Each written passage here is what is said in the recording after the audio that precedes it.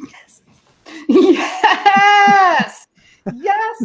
Yes. Yes. 21 day. Hello, everyone. It's Diane, the massage mentor, and I have a very special visitor, my dear friend, Dr. Scott. Now, I have been watching Dr. Scott from afar for many years, and I have this way of finding these. The universe has, I should say, this way of bringing me these awesome people. And Dr. Scott is the founder of the Phoenix Trauma Center outside of Philadelphia, and he is one of the most gentle, brilliant, intense, funny, great humans. And I'm so honored and thrilled to have him here. And he deserves that Dr. Scott in front of his name because of all his hard work. So, Scott? Thank you, Diane. I appreciate the very warm and exciting and passionate introduction. Hopefully I can live up to your kind words in our time together here. I'm excited to be with you and with everyone who's watching.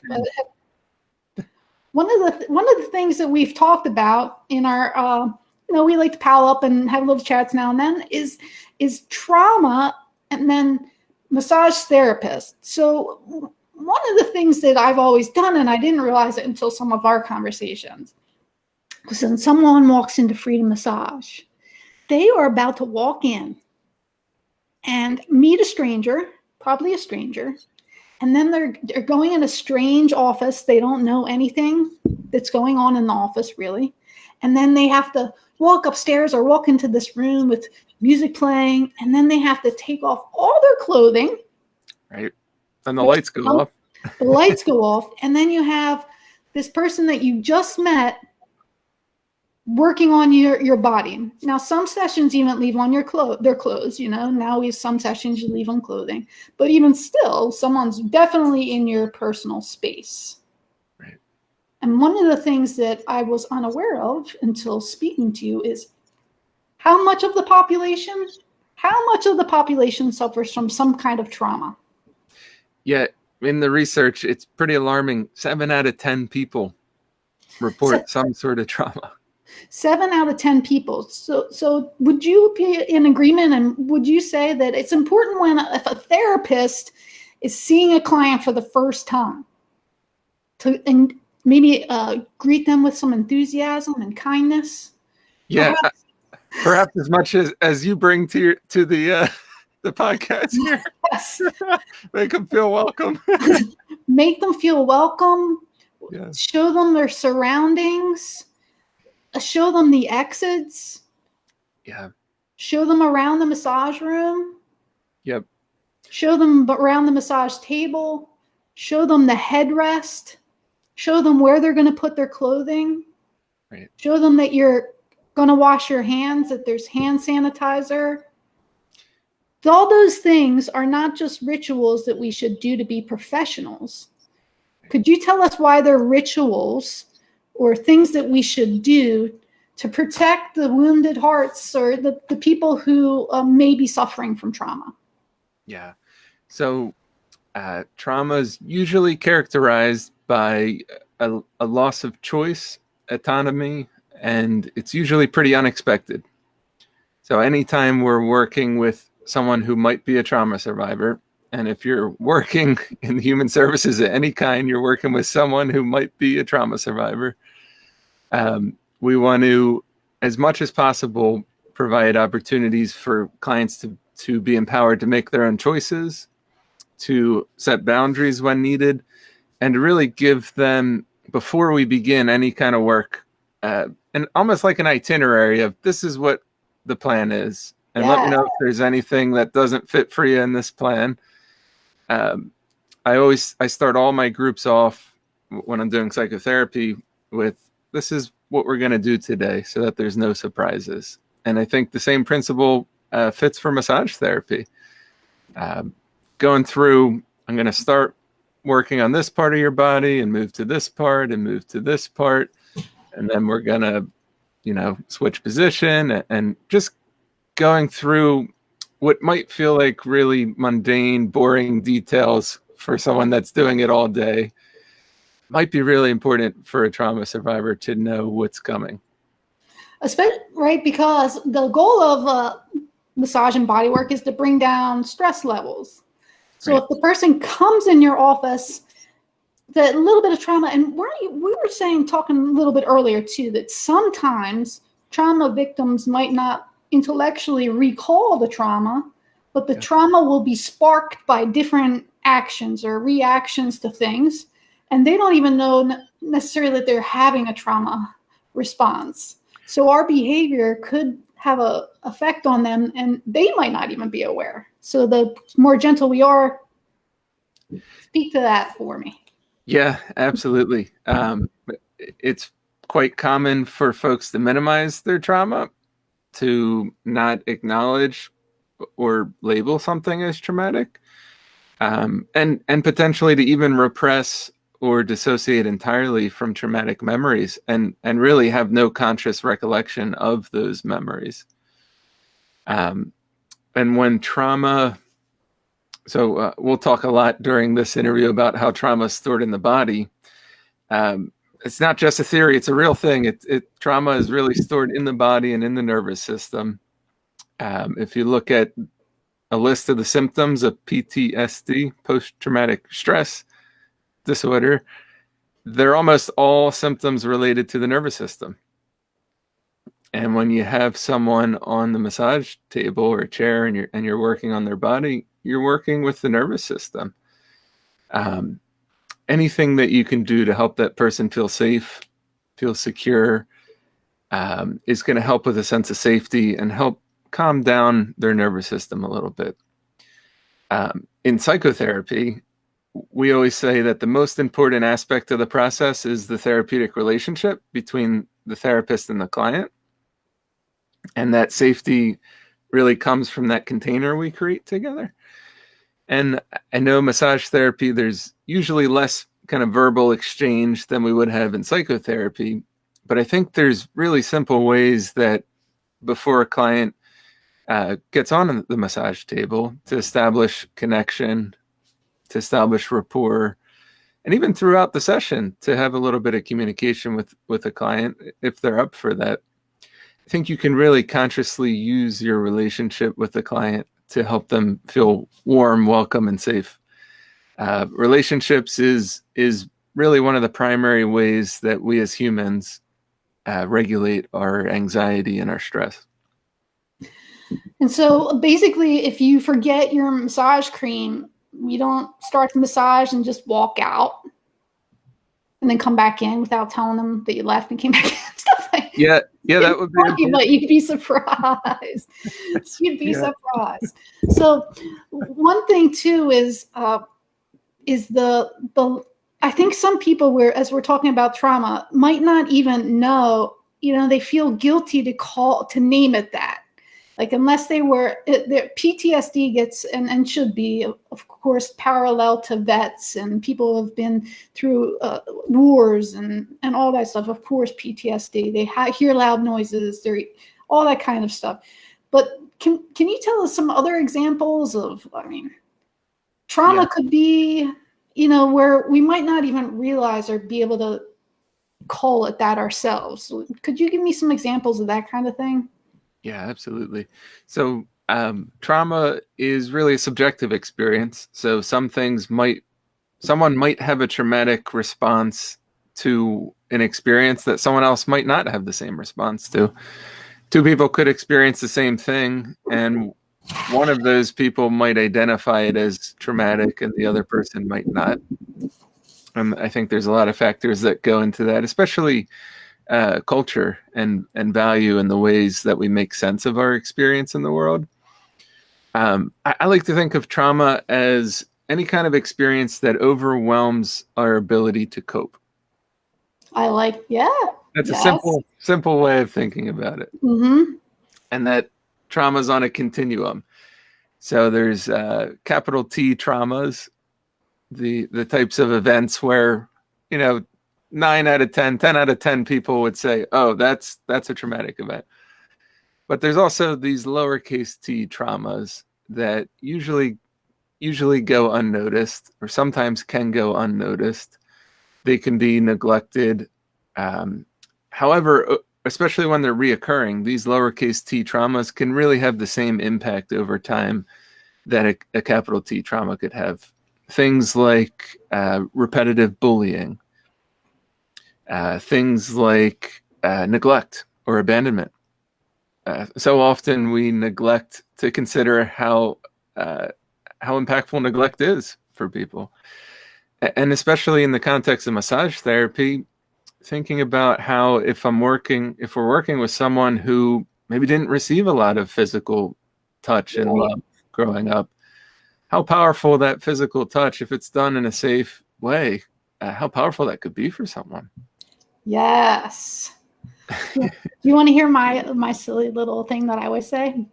I always Yeah. say if you're in the right town, one woman's broken fingernail is like another woman's broken arm. I know that's extreme, but some women, for them to break a nail is like, who am I to judge? I mean, it might really blow a whole day for them. It might be a big thing. And on the other level, it may take a more serious injury or stir up, like you were saying, for someone to be affected.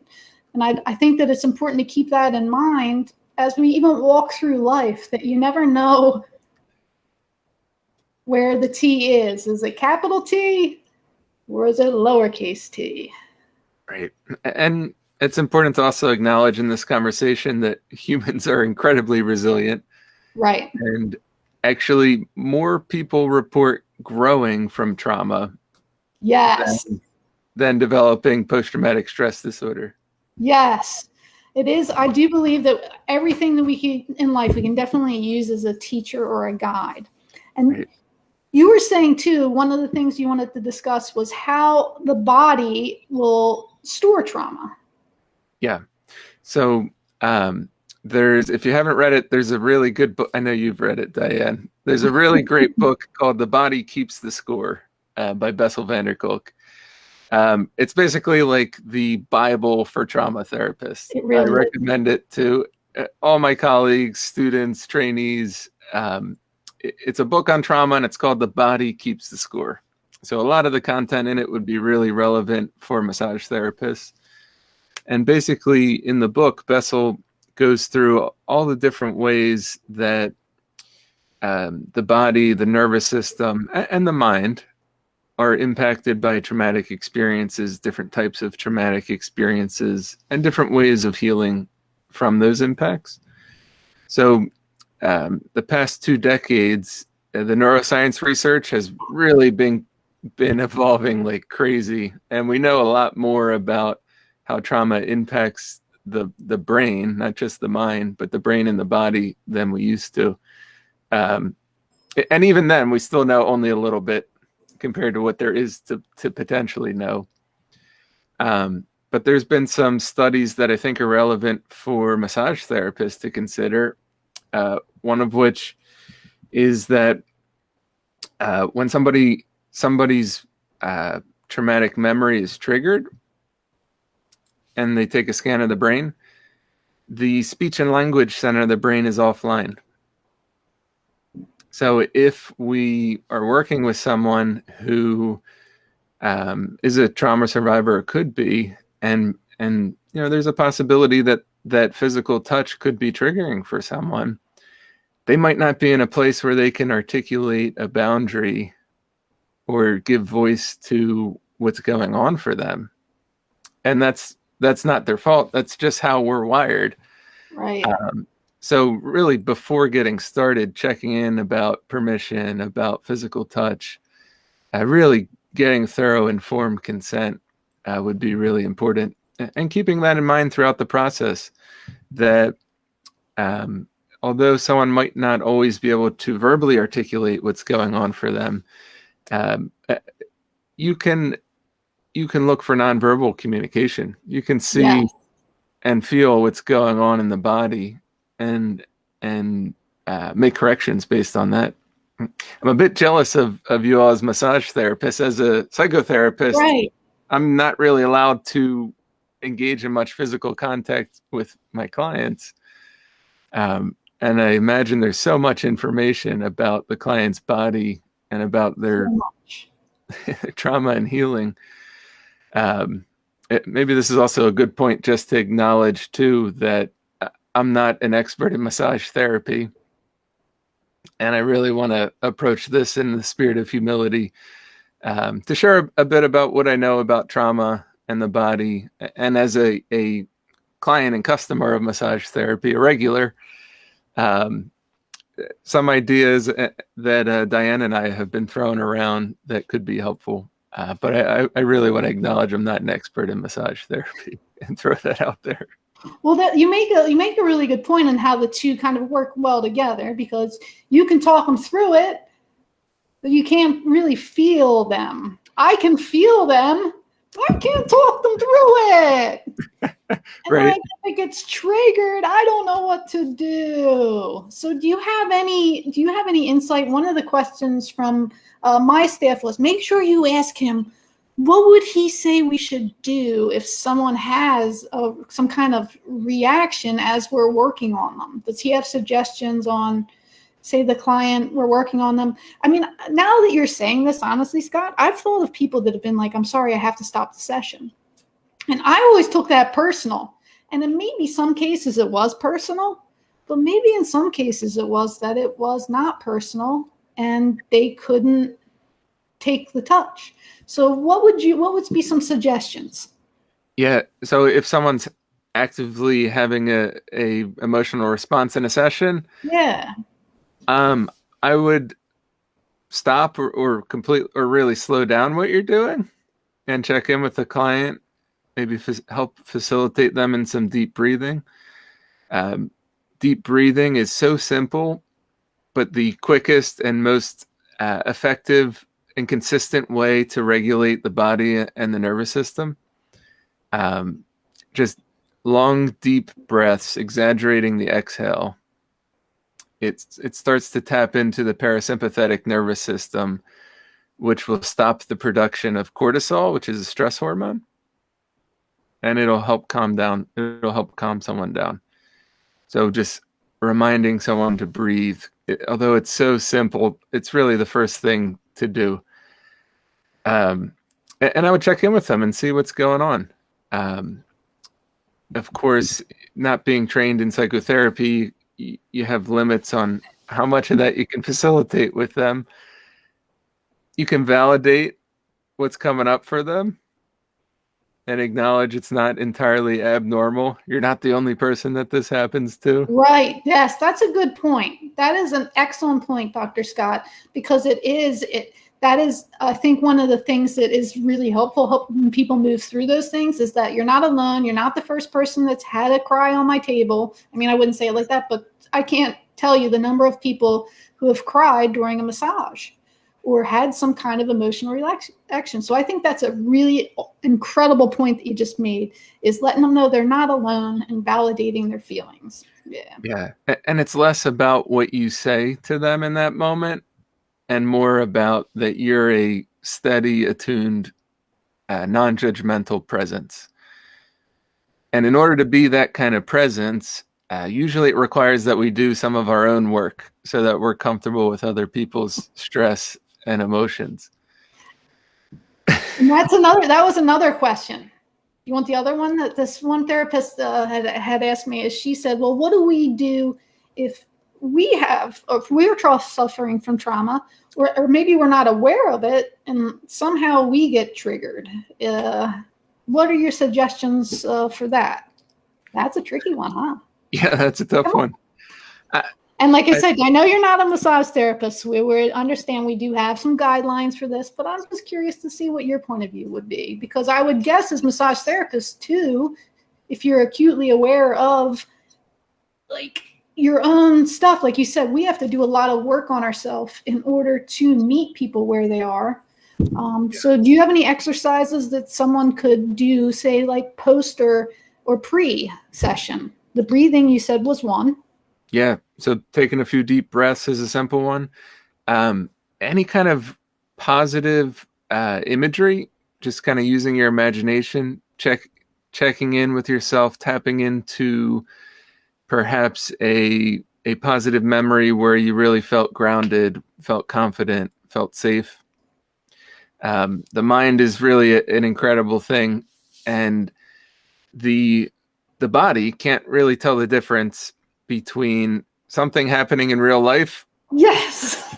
a dream or a nightmare, or when we fully surrender ourselves to imagination or replaying a memory. Oh, say that again. No, that one, I think that I love that. Like when that started to sink in my head, that my body, go ahead, say it again. Say it. You said it good. So the body can't tell the difference between something happening in real life or a dream or a nightmare, or when you really give yourself to your imagination, daydreaming, remembering a memory, whether it's positive or negative. I like to remind my clients that well, maybe I'm in a unique situation because all my clients are coming to me to work through their trauma, so they have the experience of past memories causing them pain. I remind them that, just like the negative memories change how you're feeling right here and now when you think of them, you have some positive memories in the past that when we tap into them, they can change how you're feeling right here, right now. And that goes for us as therapists, no matter what kind of therapist or professional that we are, resourcing ourselves, tapping into our own internal resources, our own positive memories. Another useful visualization is a container, imagining some sort of container, physical container that, if there's something you're experiencing that might prevent you from being present with a client, that you could imagine taking that negative thought, that negative belief, and just putting it in the container, not to detach, not to dissociate from it, but to contain it in a healthy way so that you can come back and deal with it later. I like that. Really simple. I like picture this little man like, get me out of my box. Let me out. Right. Get me out of my box. Right.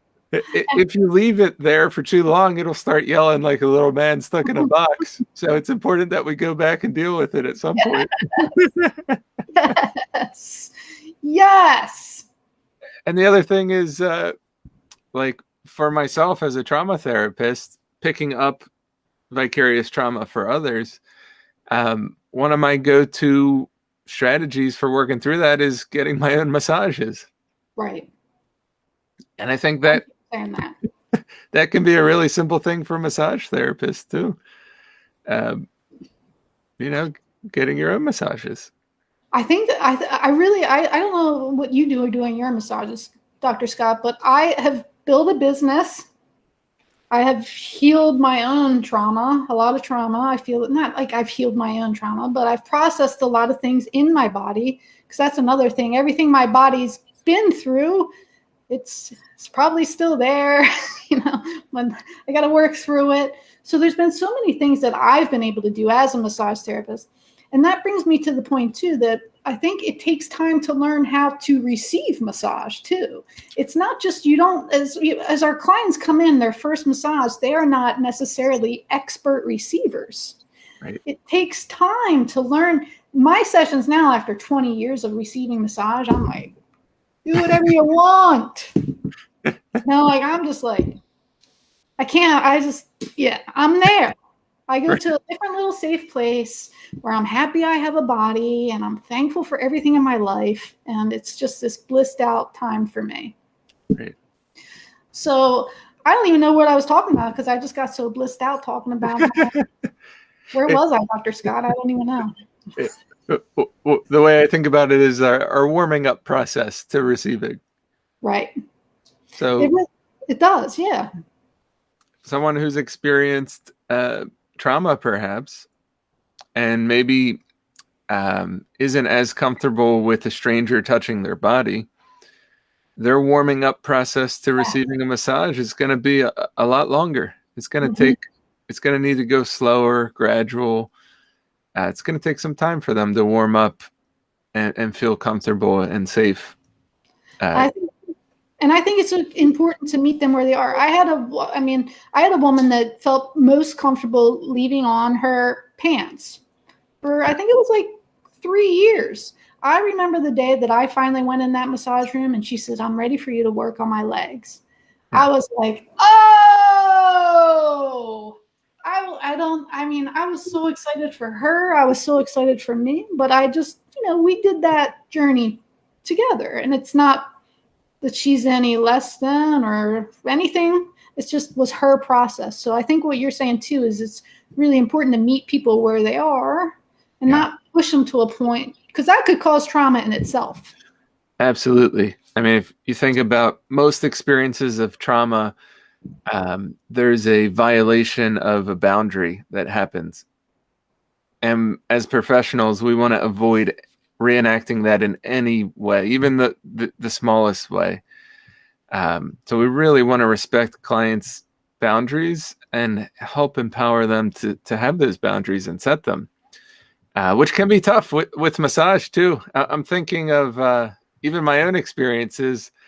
The massage therapist will say, all right, let me know if it's too hard. I know you said you like really firm, deep massage, Scott, but let me know if it's too hard.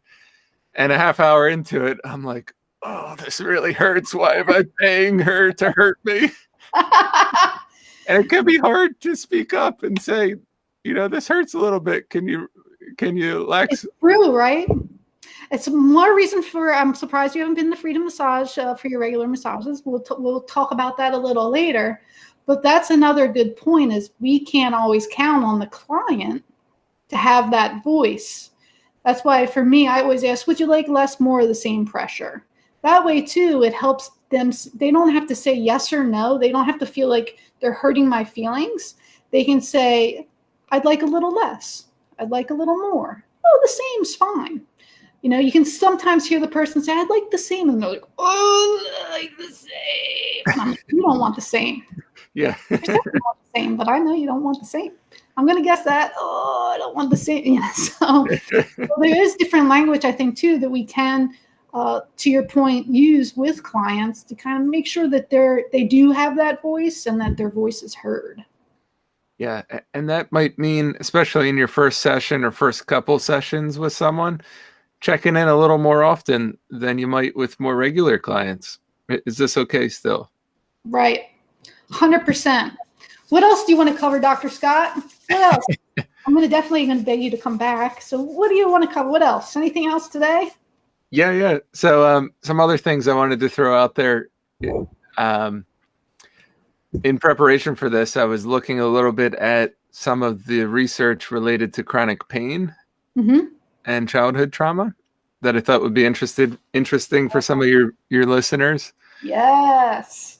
There was this groundbreaking study they did 20, 30 years ago called the ACE study, Adverse Childhood Experiences Study, where they looked at the correlation between adverse experiences in childhood, trauma, neglect, abandonment, abuse, family dysfunction, and correlated it with mental health and medical issues in adulthood.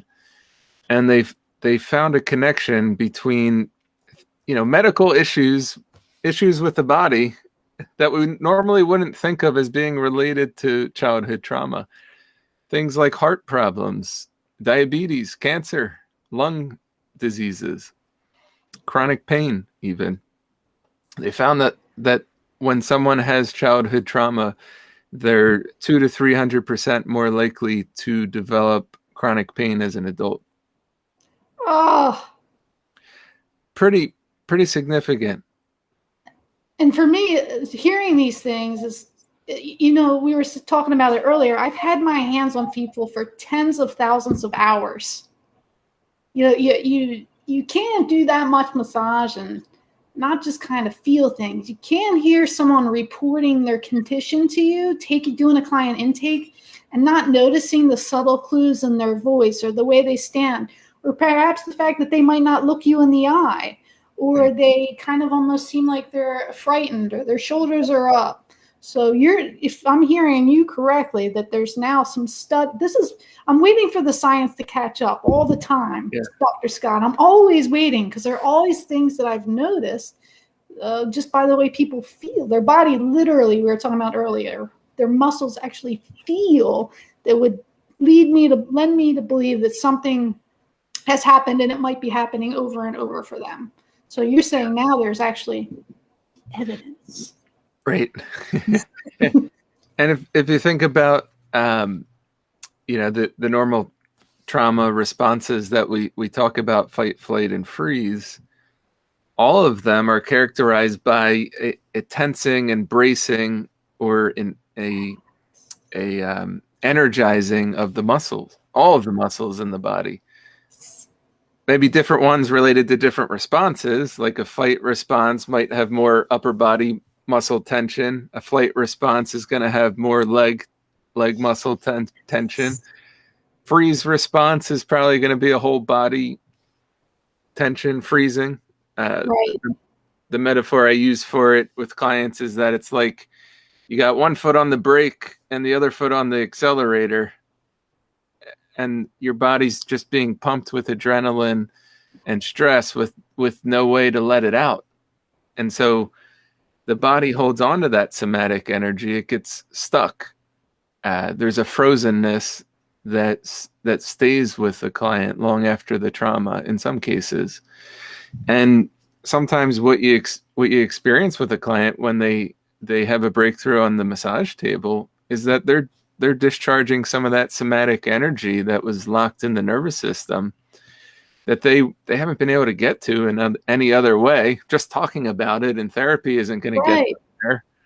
They really need to do some body work. I recommend massage therapy to most of my clients. I think it's really helpful as an adjunct or as a complement to psychotherapy for someone working through trauma, helping them befriend their body again. I mean, someone who's experiencing the negative impacts of trauma, post-traumatic stress, they're at war with their body, with their nervous system. So any kind of practice that can help them find safety in their body, find appropriate pleasure in the body, tolerate being in the body a little bit more is going to be almost bring them back into it. Yeah, or sometimes completely bring them back into the body. Yeah, because I'm guessing if a trauma, I always look at trauma to a degree is, we're living from here up. We're living in our minds. A lot of people, because their heads racing, even if it's just stress or thought. So I'm living from here up, trying to think my way through life. La, la, la, la, la, la. And all of a sudden, there's this drastic disconnect from the whole present moment, from my body, and from who and what I really am. Like there's no more connection. It's all up here. Right. Yeah. Right on, Diane. Exactly. And it's why in my field, in the trauma therapy field, many of the experts are suggesting that talk therapy isn't enough for working through trauma.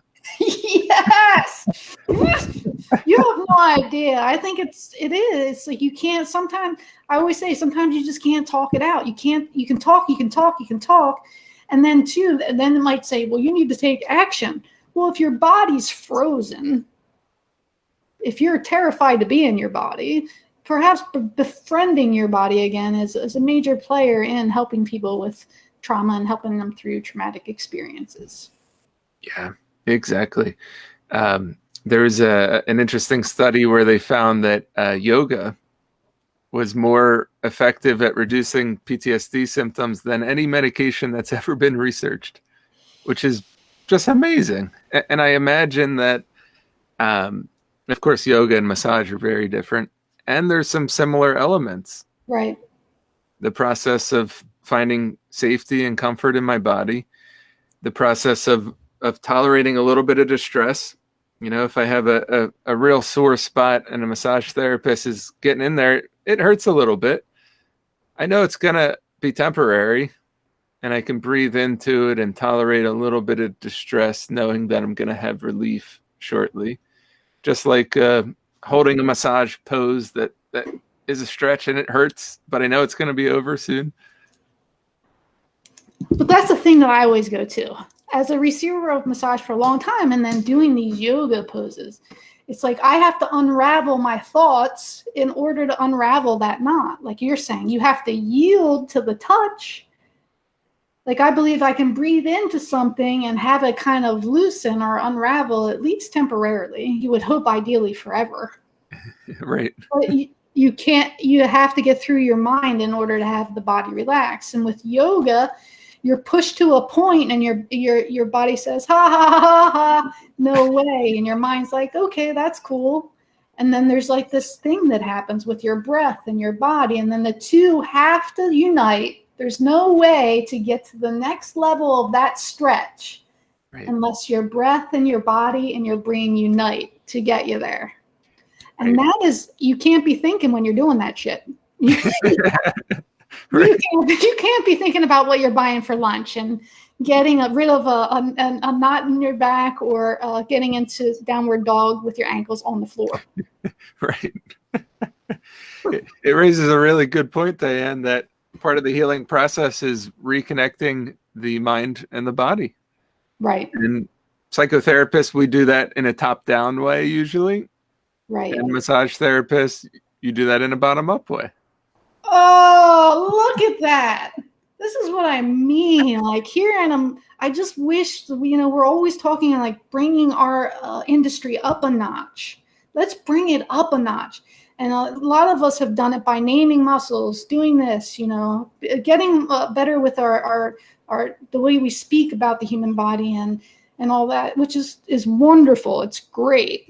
But also just getting back to the importance of touch for just healing the human being. Not healing the human being. I don't consider myself to be, but helping the human being heal themselves, just getting them in their body. And so often when a lot of these mental blocks are gone, the body is jonesing. The body wants to be pain-free. The mind does not like pain, right?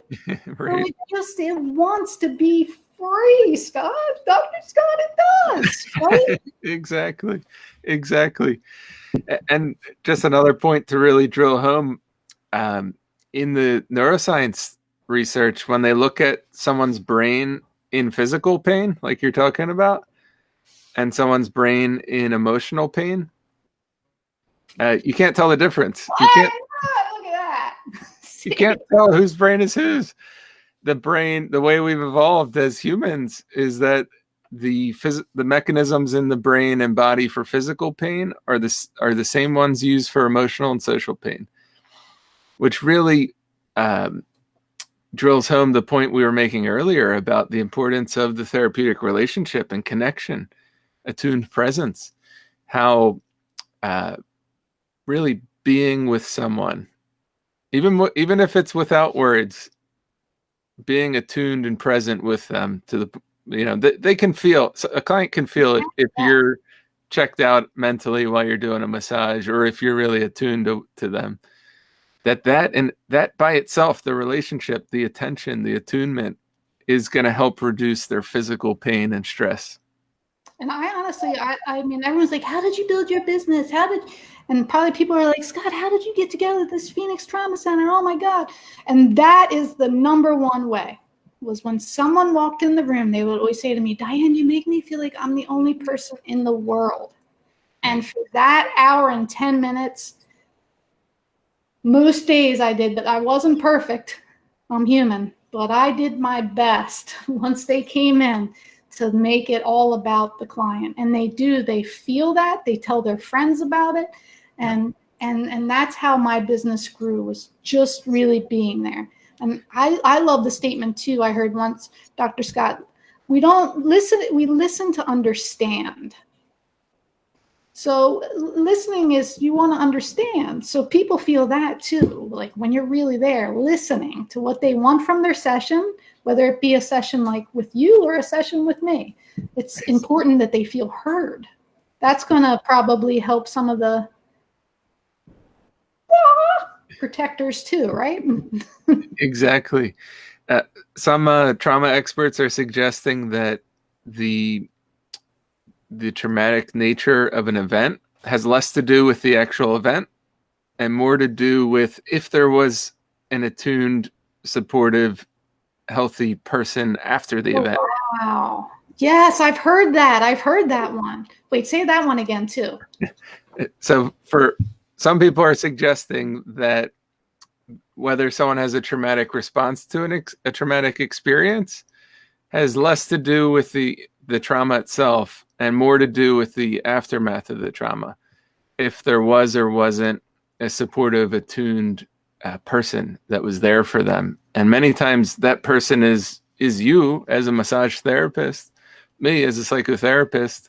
Sometimes it's long after the trauma.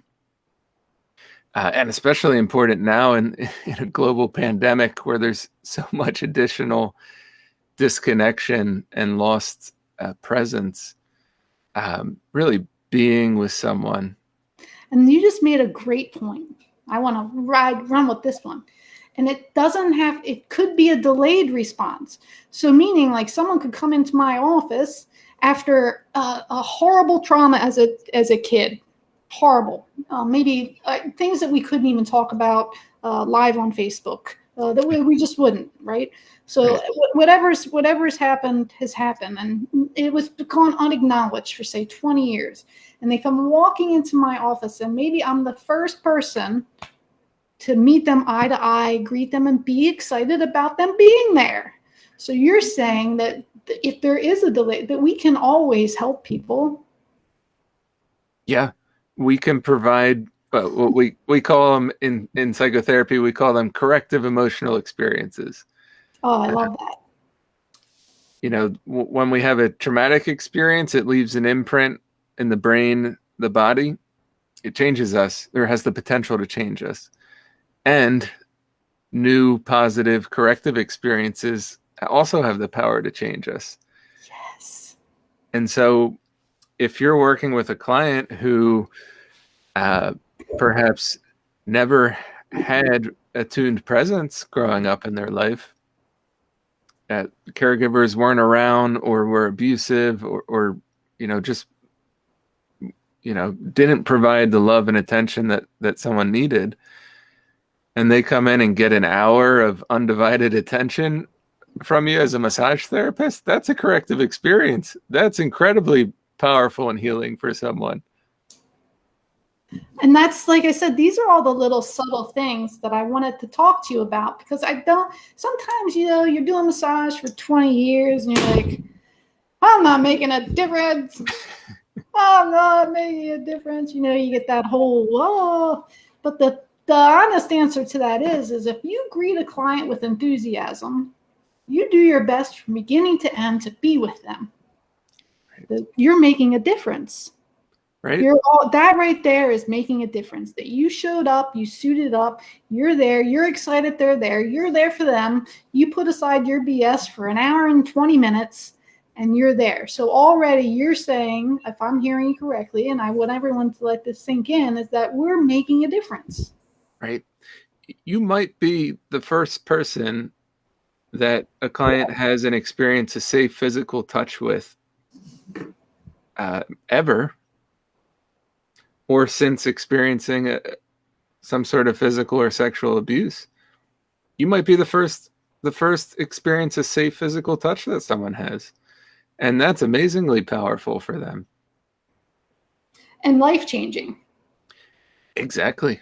Yeah. So, and like I said, for me, I've always been really sensitive to that kind of stuff, and I feel like it's important for people to take it that serious. Every client that comes in, that's an extreme way to look at it, but I haven't really dove that deep into my realization of some of these things, that person you could be the first person to touch them since a really horrifying experience years ago that they might remember, they might not remember, but what an honor. Yeah. To be that person that we could be a part of corrective thought techniques or experience. Corrective emotional experience. Yep. We could be a part of corrective emotional experience. Our presence, our session could be that. It could be that serious. It could be that deep. Yeah, exactly. And it might be in really subtle things like asking permission. Right. And honoring someone's boundary. Yes. it might be as subtle as, is it okay if I dim the lights? Is this too dim, or is this not dim enough? It, Are you warm enough? yeah, yeah, You want another blanket? Are you comfortable? exactly. And put your clothing there. Yep. Yeah. Another thing is, Leave it on. yeah, absolutely, absolutely, empowerment and choice. Another thing that came up in one of my trauma therapy groups recently is the placement of the door compared to the client. A lot of trauma survivors don't like to sit with their back to the door. So as best as you can, positioning your room in such a way that the client can get to the door if they need to, and they don't feel like they can't see the door or their back is to it. Something as simple as that normally we wouldn't think of when we're furnishing our offices. That goes a long way for a client. Unless, of course, Scott, you've studied feng shui. And you always have to have a visual eye at the door. But that's one of the things that I feel like is another part of when our clients come in, they get, like, we call it a little tour. Because I've known enough people in my days of working with people in recovery and all kinds of stuff that they want to know where the door is. Right. They want to know where the door is. I got to show them before they take off all their clothes. If they need to get out of here really fast, where is the door? Right. So all these subtle clues are making a difference, and I feel empowered by this conversation more and more, because these are all little things that I've been doing all along, and I think that that's why people feel the difference at our practice. Yeah, that makes a lot of sense, Diane. A couple other just kind of minor things that came to mind. One is I was having a conversation with a client who was talking about getting a massage, and the massage therapist positioning their arm behind their back so that to really get into, I guess, the shoulders and loosen things up. And a client was talking about how when they were arrested, their arms were forced behind their backs and handcuffed. And so little things like that we probably wouldn't think of, subtle body postures, movements, especially if you're doing more active interventions like Thai massage and positioning the body in different ways that may mirror body positions related to different types of trauma. Those can really trigger implicit traumatic memories for folks. So I suggest just taking things slow, gradual, asking permission. Yes. I think I like the taking thing. I move very slow and very, I'm very thoughtful with my movement. And I agree, just asking people before you move them. Because another thing that I know, and some of us know in the massage community too, is if you move someone too fast or in a weird way, they're not going to be able to relax. And you might even cause more harm than good. So really, when you are doing movements or you're moving someone's arm or doing anything, it should be done thoughtfully and gradually. Absolutely. Yep. Thoughtfully, gradually, and with permission. Is it okay if I move your arm behind your back now? Right. Yeah. So we have one person on here, Scott, but we're going to put your information up, if that's okay, if anyone wants to contact your center, or maybe even, I don't know who's in the Philadelphia area, but I'd be happy to put up your website. We do have one person who has some questions. Let me see. Yeah. Her daughter and mother both had trauma. There was no question there, but we'll put up your information, and if you can be helpful, we'll have your info. What else, Scott? Yeah, absolutely. I would say another thing that could be helpful, going back to the earlier question you had about, as a massage therapist, if a client has an emotional reaction, what do I do? I think it can be helpful just to have a list of resources available. Yes. To refer out when needed. Wherever you're at, you can find local trauma therapists in your area. And, not all therapists just do talk therapy now. There's a lot of body body therapies. Somatic experiencing is one specific one that's a trauma therapy. The creative arts therapies are more body oriented, which is what much of my background is in. And EMDR therapy is another one, which is a whole nother podcast, or a whole nother interview. But EMDR is eye movement desensitization and reprocessing. It's a really bad name, but a really effective trauma therapy that includes attunement to physical sensations, reprocessing memory. So I would suggest having a phone number, email on a sticky note in your drawer for a local EMDR therapist, a local trauma therapist, maybe some book recommendations. Bessel's book, The Body Keeps the Score, is a great one. Every massage therapist should read that book. Everybody should read that book, I think. Yeah, I agree. I recommend it all the time. There's some other books about trauma in the body. Peter Levine's work. Peter's the founder of Somatic Experiencing, which is a trauma therapy. He has a number of books. Gabor Mate has a book called When the Body Says No, which is looking at the stress disease connection. I think having some book recommendations and some referrals ready to go could be really helpful if someone has a response in a session and needs a little additional support that you might not be able to provide as a massage therapist. People appreciate that. Like I said, the people who have had some time where they've had the tears or something major's happened, I have people to refer to. And Dr. Scott is one of my referral people. Thank you. Appreciate it. But there's only so much we can do as therapists, and there's only so much we can do by helping them with their bodies. It all works together. The name of the book that we were recommending is The Body Keeps Score. It's a brilliant book that I think massage therapists would read because it talks a lot about PTSD. It talks about how emotions are stored in the body. And one of the things, too, that I like about that book and helped me was almost, I could have ran with this one, but I chose not to totally run with it. But it even gives you relief from being fully responsible for your thoughts. Meaning after experiencing some traumatic experience, the way that we react to things might be a little off what we would like it to be. And we really have to accept that and then remanage those thoughts. Did I say that correctly, Scott? Yeah, no, that makes sense. It's like the ways that trauma impacts people are normal responses to abnormal situations. Right. We develop what might be distorted thoughts about ourselves or the world, and that we have to renegotiate those in the process. But it's usually just our body and our mind trying to protect itself.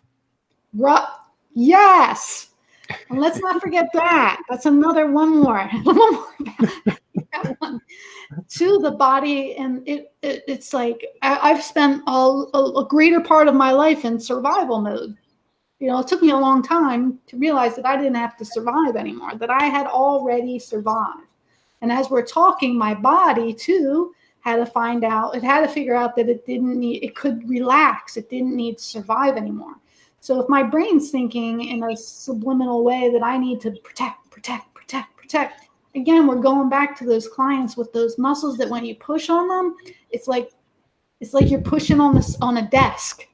Right. You can't, there's not much movement to them. And from this conversation more and more, I feel like, it could just be that repetitive thought and protect. Exactly. It's like the psychological defense mechanisms, they also show up in the body in tension and really closing off the body. Thank you. And prolonged stress like that really breaks down different systems in the body, the immune system, the digestive system. It really is the connection between childhood adversity and the prolonged stress that it can cause, and all those medical conditions we talked about earlier that they found is correlated in the research. It's because the body is in a constant state of protection, survival, hyperarousal. And there's a way that you all as massage therapists can work with those symptoms in the body that us as trauma therapists we can't do, because we're not allowed to put our hands on our clients. So I think it can be amazingly helpful for all of our clients that we build partnerships, that psychotherapists build partnerships with massage therapists and massage therapists with psychotherapists and work together on cases.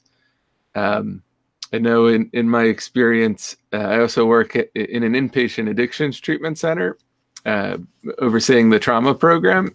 And we have a massage therapist who's a Reiki master, does acupressure, reflexology, and she runs the pain management program. And there is so much overlap between the clients in the trauma program and the pain management program. So much overlap. It's like anyone that has trauma would probably benefit from working with a body worker. I can't tell you. This is like a dream, Dr. Scott, because there's, like I said, you have the voice. You might not have the hands. We have the hands, but we don't have the voice. And also our profession, unfortunately, I think it's getting better, but people don't take it as serious as I would like, and don't see the benefits as much as I would like. It's like a luxury, they picture robes and slippers, but it's so much more than that. And I just want to thank you for your years of hard work and commitment and perseverance, and the hard work you had to do on yourself to be where you are, to be able to help others with trauma. It's amazing. And I feel honored to have a chance to speak with you. And I feel like this conversation, I hope that this conversation helps gives our industry or people that watch feel more comfortable knowing that they are making a difference, even if it's not seen initially. Right, that corrective emotional experience. Corrective emotional experience. I love that. I'm going to take that onto my forehead. I think I might put it on my... Get a tattoo. I would love to give people corrective emotional experiences all day long. Yeah. I bet you do. I bet you do more often than you realize. I'm part of that. Well, sorry, Diane.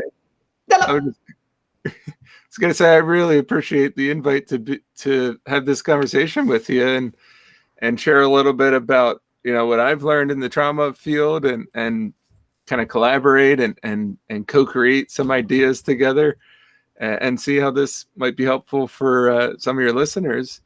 Yeah, and thank you for all of you do. I don't know where I would be without regular massage. It's really part of my self-care routine. And I wouldn't be able to do the work that I do as a therapist without the self-care that I need to do that. 100%. So totally grateful for you and everything that you all do too. And so you're basically, as a doctor, Dr. Scott, you're recommending that we all get massage, right? As massage therapists, we should definitely be getting massage. I recommend it. Absolutely. You can say, Dr. Scott said that I should be getting a massage too. Scott, thank you very much, everyone. I hope you enjoyed. This will be up on the page forever and ever. Enjoy it, watch it, learn from it. And Dr. Scott, if you would hang tight for a minute, we're going to end now. Dr. Scott, thank you so much for your time. Thank you. Take care, everyone.